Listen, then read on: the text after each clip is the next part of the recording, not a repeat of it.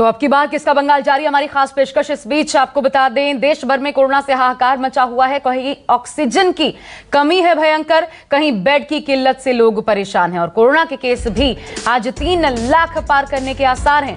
ऐसे में पश्चिम बंगाल में आज 6वें चरण के लिए मतदान जारी है। इस चरण में 4 जिलों में विधानसभा की 43 सीटों पर वोट डाले जा रहे हैं और 1 घंटे की वोटिंग अब तक हो चुकी है।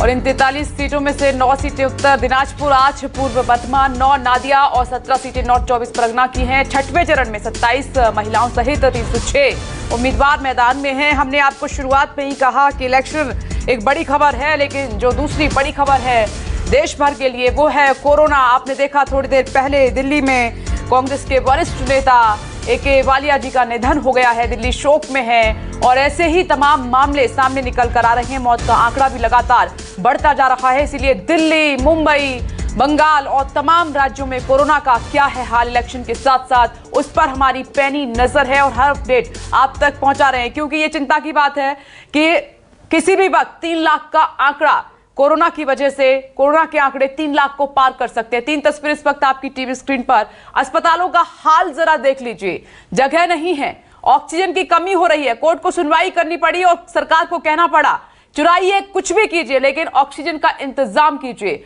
दूसरी तरफ बंगाल में आप देखिए, लंबी लंबी कतारों में लोग खड़े हैं। लोकतंत्र का पर्व है, इस जिम्मेदारी को भी निभा रहे हैं।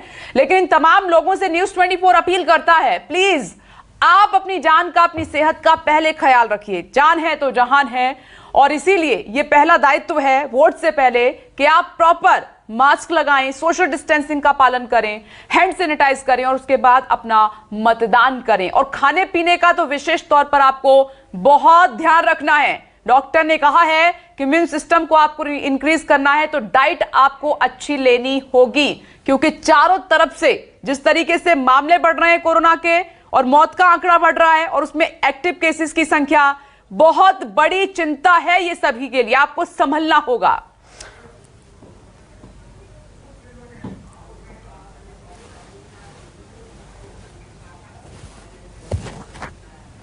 तो देखिए, गंभीर स्थिति है और इधर कोर्ट भी सुनवाई कर रहा है।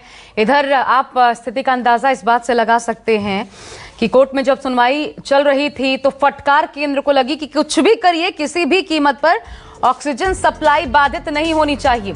हमारे साथ, क्योंकि दोनों खबरें बहुत ज्यादा महत्वपूर्ण हैं, जान भी बचानी है और इधर मतदान भी हो रहा है। हमारे साथ 3 सहयोगी इस वक्त हमारे जुड़ चुके हैं। पल्लवी झा दिल्ली से, इसके अलावा संकेत पाठक मुंबई की खबर हम तक पहुंचाएंगे, वहां पर अब क्या स्थिति है। इसके अलावा आप देख सकते हैं वरुण सिन्हा बंगाल में, जब ये 6ठे फेज का मतदान चल रहा है, वहां की तस्वीर बताने के लिए हमारे साथ मौजूद है। लेकिन सबसे पहले पल्लवी, आप ही के पास आते हुए, कोटा तो बढ़ा दिया गया केंद्र की तरफ से, लेकिन ये क्या काफी है दिल्ली के लिए? क्योंकि अरविंद केजरीवाल ने साफ कहा था कि अब ये वक्त है जब त्रासदी दस्तक दे सकती है।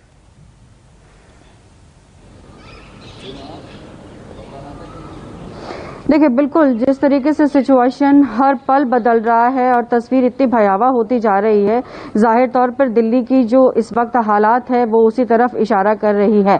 लेकिन जिस तरीके से कदम उठाए गए हैं और लगातार जो ऑक्सीजन कंपनी हैं उनको ये कहा जा रहा है कि आप ऑक्सीजन सप्लाई जो है वो लगातार राज्यों को पहुंचाइए, जिसमें दिल्ली भी शामिल है।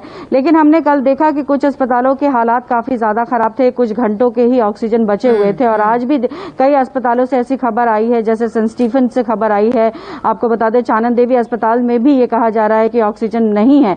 और इस बार हम लगातार देख भी रहे हैं कि जो पेशेंट्स की भर्ती हो रही है उनमें ऑक्सीजन की सबसे ज्यादा कमी देखी जा रही है और ये वजह है कि सबसे ज्यादा डिमांड हो रहा है ऑक्सीजन का।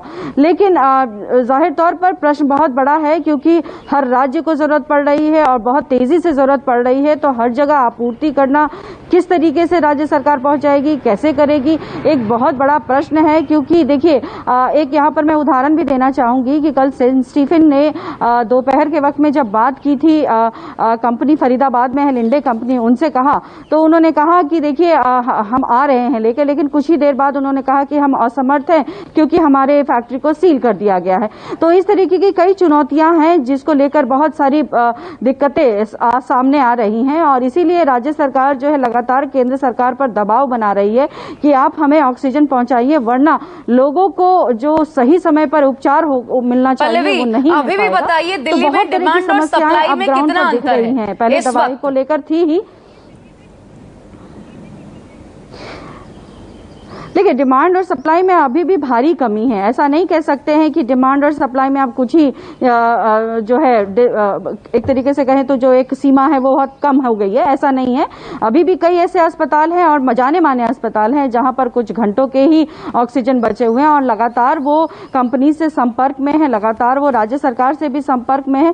तो इसके लिए जरूरी ये है कि एक प्रॉपर प्रबंधन हो ताकि तमाम अस्पतालों को सही समय पर जो ऑक्सीजन है उसकी आपूर्ति हो जाए और जो एक कियोस की स्थिति बनी हुई है या कंफ्यूजन की स्थिति बनी हुई है वो ना बने। तो ये कोऑर्डिनेशन राज्य सरकार को, केंद्र सरकार को और तमाम कंपनीज को मिलकर करना होगा, क्योंकि स्थिति दिन प्रतिदिन खराब होती जा रही है। अगर आंकड़ों में अब चले जाएं तो कल 78,000 ही टेस्ट हुए, जिसमें से 23,000 मामले हैं। तो आप समझ लीजिए कि आंकड़ा किस तरीके का है, बहुत ज्यादा आंकड़ा है। मरने वालों की संख्या भी लगातार बढ़ रही है। तो सरकार, केंद्र सरकार और तमाम कंपनी जो पार्टनर्स हैं उनको सोचना पड़ेगा कि एक कैसे कोऑर्डिनेशन बने और जो स्कार्सिटी है, जो कमी दिखाई पड़ रही है, उसको जल्द से जल्द पूरा करें। नमस्कार, मैं हूं मानक गुप्ता। अगर आपको हमारा ये वीडियो पसंद आया हो तो इसे लाइक और शेयर जरूर करें और हाँ, हमें सब्सक्राइब और फॉलो करना ना भूलें ताकि आप देश और दुनिया की कोई खबर मिस ना करें। तो जुड़े रहिए हमारे साथ और देखते रहिए न्यूज़ 24।